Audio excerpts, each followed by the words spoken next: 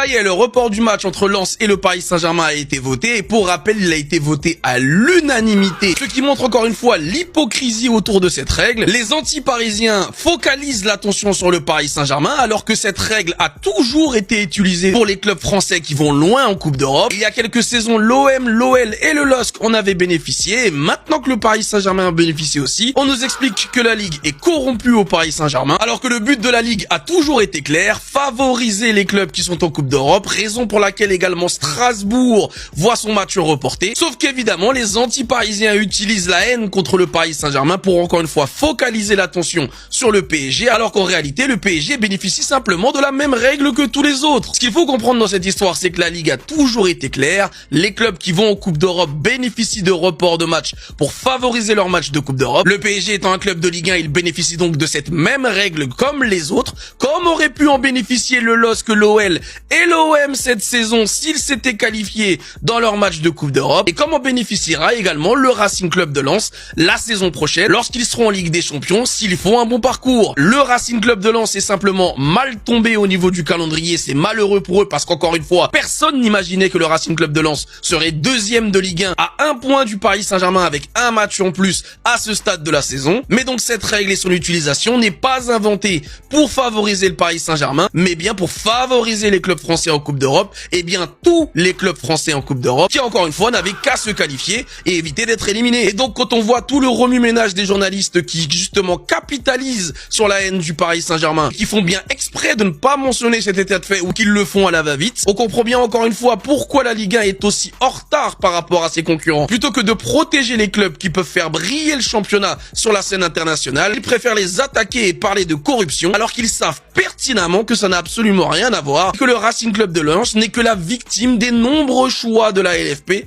ainsi que des présidents de Ligue 1 sur les 15, 20, 25 dernières années qui font que la Ligue 1 n'est plus un championnat aussi attractif qu'avant et qui sont aujourd'hui complètement dépendants des points UEFA que rapporte le PSG en Ligue des Champions ainsi que donc ceux que rapportera également Strasbourg si on veut tous que la Ligue 1 survive. Et quel plaisir de voir 3 ans après le harcèlement que j'ai subi pour avoir dit que ce joueur était le successeur de Neymar au Paris Saint-Germain. Quel bonheur de voir Michael Olise tout péter en équipe de France. Parce qu'après le match face au Brésil, pour la victoire 2-1 de l'équipe de France dans le match amical qu'il opposait aux Brésiliens, Michael Olise est clairement sorti comme étant le meilleur joueur offensif de l'équipe. Et c'est pas parce qu'ils ont donné le trophée à Kylian Mbappé qui sera le premier buteur du match sur une superbe ouverture d'Ousmane Dembélé. Le ballon d'or qui justement suppliait quelques secondes avant le but Kylian Mbappé de prendre la profondeur. Pratiquement 5 ans après l'élimination du Paris Saint-Germain par Manchester City où justement Marco Verratti avait supplié Kylian Mbappé d'arrêter de réclamer les ballons dans les pieds et de prendre la profondeur, et bien on a assisté à la même scène entre Dembélé et Kylian Mbappé, une équipe de France solide qui gardait le ballon face aux Brésiliens et qui les tuait en transition alors que pourtant ce sont les Brésiliens qui avaient pour but de profiter des transitions rapides. Sur une autre transition, Hugo Ekitike très bien servi par Michael Olise doublera la mise pour l'équipe de France avant que Upamecano ne se fasse expulser et que le match change littéralement grâce à la rentrée notamment de Luis Enrique qui fera des misères à toute la défense de l'équipe de France et permettra aux Brésiliens de revenir à 2-1 sur un but de Bremer. Mais malheureusement, les Brésiliens stars que l'on connaît tous en Europe ne seront pas très inspirés sur la rencontre. Rafinha sortira même sur blessure à la mi-temps. Donc pour la toute première et donc sûrement la dernière fois de sa carrière en tant que sélectionneur de l'équipe de France,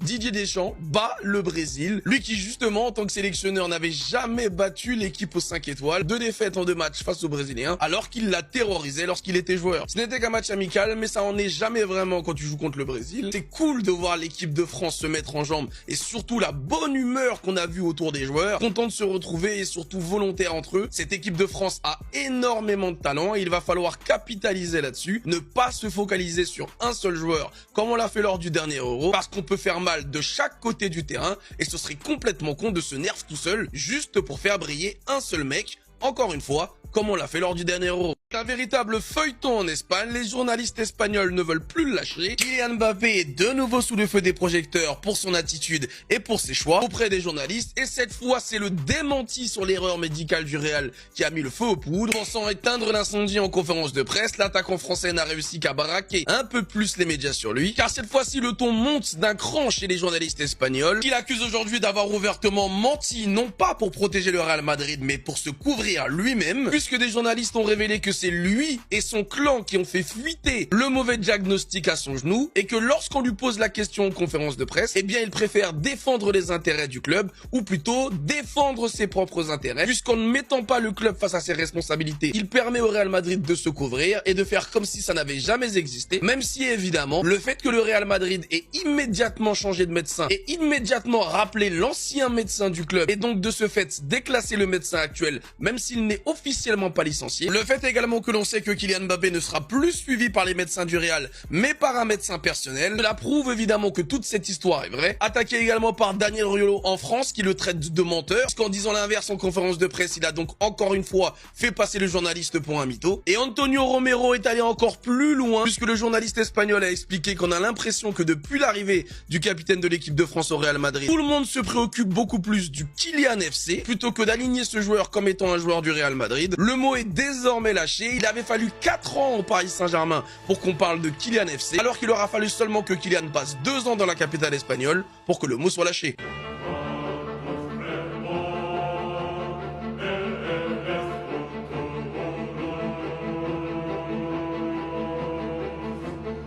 Je comptais pas en parler, mais vu le nombre astronomique de messages que vous m'avez encore envoyés sur ce sujet, vous tremblez encore une fois et vous n'avez surtout pas conscience du statut qu'a acquis le Paris Saint-Germain ces dernières années. Louis-Jacques Kvaratskhelia intéresse Arsenal, mais également d'autres clubs de première ligue comme Chelsea ou Manchester United. Également, Manchester United est passé à l'action pour recruter Luis Enrique et de le débaucher du Paris Saint-Germain l'été prochain. Mais encore une fois, on vous rassure, Luis Enrique n'a absolument pas l'intention de quitter le Paris Saint-Germain cet été et surtout pas d'ailleurs pour aller en Angleterre. Mais en ce qui concerne Kvaratskhelia, le joueur ainsi que sa famille n'est absolument pas intéressé à l'idée d'un transfert du Paris Saint-Germain. Il ne compte pas quitter le PSG, sa famille et lui se sentent extrêmement bien à Paris et dans tous les cas, il compte rester au Paris Saint-Germain sur la durée. Donc dans un cas comme dans l'autre, le PSG n'est absolument pas vendeur, le joueur ne veut pas partir, l'entraîneur veut rester et prolonger. Donc aucun des deux ne partira du Paris Saint-Germain l'été prochain. Ce sont encore une fois des fake news qui nous viennent d'Angleterre. On est habitué aux fake news espagnoles, mais désormais,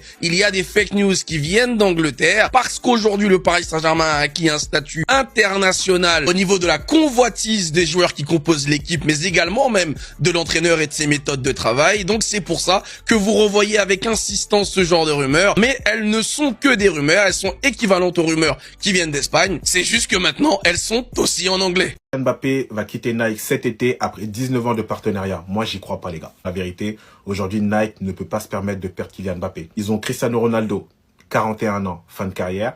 Ils ont LeBron James, 41 ans, fin de carrière. Et à part ces deux joueurs, qui est au sommet? Kylian Mbappé. Aujourd'hui, ils peuvent pas se permettre qu'un Kylian Mbappé parte chez Adidas, Under Armour ou d'autres marques. Kylian Mbappé le sait très bien. Parce qu'aujourd'hui, dans l'esprit stratégique et business, il le sait très bien qu'il est la tête de gondole de Nike. Aujourd'hui, c'est un coup de pression en mode, je suis prêt à partir, je suis en fin de contrat, je fais ce que je veux. Il aura un contrat record de Nike. Tout simplement, les gars. Pour moi, je vous dis la vérité, hein. Je le vois pas sans Nike. Mais le contrat que Nike va lui sortir, ça va être une dinguerie. Les gens vont être choqués. Je pense qu'il va signer peut-être pour 10 ans. Mais le contrat qu'ils vont mettre Nike, ça va être une dinguerie. Du coup, les gars, ne vous inquiétez pas. Kylian Mbappé, il l'a dit même en conférence de presse. Il se sent businessman. Et dans le business, tu es obligé des fois de négocier ou mettre des coups de pression pour que Nike réagisse. Et Nike, ils vont réagir, c'est sûr et certain. Si je dis que c'est le meilleur joueur français en activité aujourd'hui, qui va me contredire? Je vais manquer de respect à personne, hein. Parce que Kylian fait une saison stratosphérique, il empile but sur but. Ousmane est tout simplement l'un des joueurs les plus décisifs en club. Et Kitchiki choque tout le monde à Liverpool. Bref, je vais pas tous vous les faire, mais il y en a un tas qui font de belles saisons en club. Mais qui me contredira si je dis que Michael Olise, en bleu avec le maillot où il y a le coq, et en club, c'est juste le meilleur joueur français en activité quand on regarde le football. On peut parler de stats si vous voulez, il est à 18 buts et 24 passes décisives. Et si on sort de l'aspect statistique, où il est déjà impliqué sur plus de 40 buts, on est tout simplement sur l'un des joueurs les plus beaux à regarder jouer. Ouais, faut pas se mentir, ça joue. Prendre du plaisir quand t'allumes ta télé, c'est pas donné à tous les footballeurs. En plus d'être décisif par le but, par la passe, il régale en termes de dribble. Ses statistiques avancées sur le nombre d'occasions créées, il est tout simplement dans le top 3. Je crois qu'il est premier. Sur une saison où il est peut-être en passe de battre le record de passes sur une saison. Et en bleu, pour moi, la question est vite répondue. Alors oui, Kylian, capitaine, numéro 10, monstrueux, il marque, il fait énormément de bien. Mais de la même manière que pour moi, Antoine Griezmann a toujours été le meilleur joueur de l'équipe de France, car c'était lui le dépositaire du jeu. On voit aujourd'hui Michael Olise, qui est l'un des rares offensifs à faire des replis défensifs, que le jeu passe par lui. Et qu'on le mette sur le côté droit ou en 10, pour moi ça fait un petit bout de temps que c'est le meilleur bleu, et pour moi c'est tout simplement autour de lui que Deschamps devrait construire. Ça veut pas dire qu'il faut virer les autres, hein. Ça veut juste dire que c'est le joueur à mettre dans les bonnes conditions en priorité. C'est que mon avis. Mais je suis entièrement persuadé que c'est le genre de joueur qui peut te ramener un mondial. Lui, il peut te ramener une coupe. Sublimer tous ses coéquipiers et finir meilleur joueur du tournoi comme ça, en claquette de chaussettes. Et après, ça va me sortir qu'Arda Güler, il n'a pas de créativité, il apporte rien. Mais quand il joue avec la Turquie, bizarrement, il n'y a pas Mbappé, hein. Et ses passes, elles sont toujours aussi lumineuses. Mais si on reprend le contexte du match, un match super important où la Turquie a besoin d'aller jouer le dernier match pour se qualifier à la Coupe du Monde, sur qui ils ont compté pour créer l'action de nulle part, c'est sur Arda Güler. Parce que c'est leur joueur le plus talentueux avec qui ils disent. Et aujourd'hui, la connexion Arda Güler, Çalhanoğlu, Kadıoğlu, désolé si je prononce mal, mais elle était incroyable. Et bizarrement, quand vous le remettez avec ces joueurs avec qui il a joué au Fener, eh ben ça se passe différemment qu'au Real Madrid. Parce qu'on arrive à me dire que ce mec-là, il a pas de talent. Je sais pas si vous remarquez, hein, mais bizarrement, Arda Güler, dès qu'il est hors du Real Madrid, il retrouve son talent. Mais on va me faire croire que le problème, c'est lui et pas l'équipe. Moi, je serai toujours derrière toi. Peu importe où tu joues, t'es mon coup de cœur du football. Et je sais que t'as les capacités pour devenir un grand joueur. Et j'espère que la Turquie ira au mondial et gagnera ce dernier match. Si la Ligue des Champions appartient bien à un joueur, c'est bien Kvara. Parce que si la plupart des joueurs sont très bons en championnat, mais quand ils arrivent en Ligue des Champions, c'est plus les mêmes, ils arrivent pas à gérer la pression. Pour Kvara, c'est tout le contraire. Parce que dès que cette musique retentit, ça devient un joueur complètement différent. Parce que quand on regarde ses stats de Ligue 1, elles sont moyennes. En 21 matchs, il a marqué que 4 buts, ce qui est pas énorme pour un ailier, alors qu'en Ligue des Champions, c'est complètement différent. En 11 matchs, il a eu quand même 11 contributions. En plus, la plupart des matchs, il était pas titulaire. À chaque touche de balle, il semble dangereux. Il a anéanti chaque défenseur, peu importe l'équipe. En Ligue des Champions, ce joueur est incontrôlable. Si aujourd'hui le PSG en quart de finale, c'est en grande partie grâce à lui, et même si l'enjeu grimpe et que la pression devient plus forte, c'est exactement ce que veut Enrique. Parce que c'est dans ces moments-là que Kvara est encore plus décisif. La plupart des gens pensent que lorsqu'un joueur a 32 ans, il est éteint, il est finito. C'est le dernier chapitre de sa carrière. Sauf que Harry Kane est l'exception à cette règle. Ce joueur qui a été le visage de Tottenham pendant plus d'une décennie, pas seulement en tant que capitaine, mais aussi en tant qu'espoir. Chaque saison, c'était la même histoire, il enchaînait les buts, portait l'équipe sur ses épaules. Pourtant, à la fin de chaque saison, ça se terminait toujours de la même façon. Le club auquel il a tout donné n'a jamais pu le lui rendre. Malgré ça, il s'est jamais plaint. Il n'a jamais manqué de respect à son club de cœur. Il restait marqué malgré que tous les plus grands clubs européens faisaient des pieds et des mains pour l'avoir. Puis un jour, sans faire de bruit, il est parti. Il est arrivé dans un tout nouveau championnat, dans un tout nouveau club, mais pourtant, il s'est directement adapté à l'équipe. Peut-être parce que pour la toute première fois de sa carrière, on lui demandait pas de porter cette équipe sur ses épaules. On lui permettait enfin de jouer pour gagner. Malgré l'âge et la pression, il marquait encore plus de buts qu'à Tottenham et aujourd'hui bat tous les records avec le club allemand. Actuellement, il est l'un des favoris du Ballon d'Or, nous prouvant encore une fois qu'il est clairement l'un des meilleurs joueurs du monde et peut-être qu'il a toujours été. Son seul problème,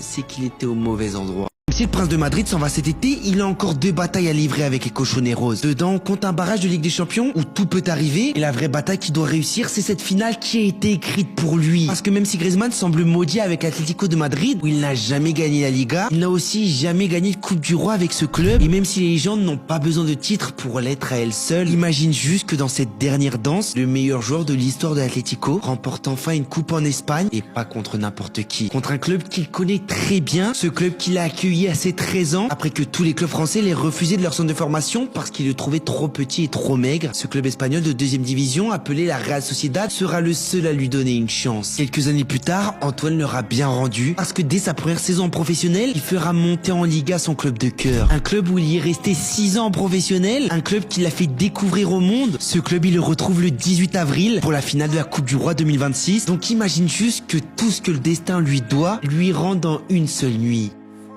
Un truc qui est en train de changer avec le PSG, et là, ça commence à se voir sérieusement. Parce que ces dernières semaines, le PSG enchaîne grosse performance sur grosse performance. Mais ça, en vérité, c'est même pas le plus important. Le vrai changement, il est ailleurs. Il est dans le regard des autres équipes. Liverpool qui commence à s'inquiéter, qui regarde le calendrier, qui espère un PSG diminué. Et ça, Ça n'arrivait jamais avant. Et c'est pas un hasard, parce que depuis la victoire en Ligue des Champions, il y a eu une validation, une espèce de respect débloqué. Avant le PSG en Europe, on en parlait. On disait toujours, oui mais en Ligue des Champions, ils vont sûrement craquer. Aujourd'hui, il n'y a plus de oui mais. Le PSG l'a fait, le PSG a gagné. Plus besoin de prouver, la preuve est déjà établie et ça change tout. Les coachs commencent à en parler différemment, les équipes s'adaptent, elles calculent un peu plus et surtout, elles commencent à les craindre. Avant, on respectait le PSG, aujourd'hui, on veut les éviter. Et ça peut peut-être paraître anodin, mais c'est un changement énorme et un changement qui est fait au Paris Saint-Germain et continue de se faire un peu plus de jour en jour et ça fait plaisir.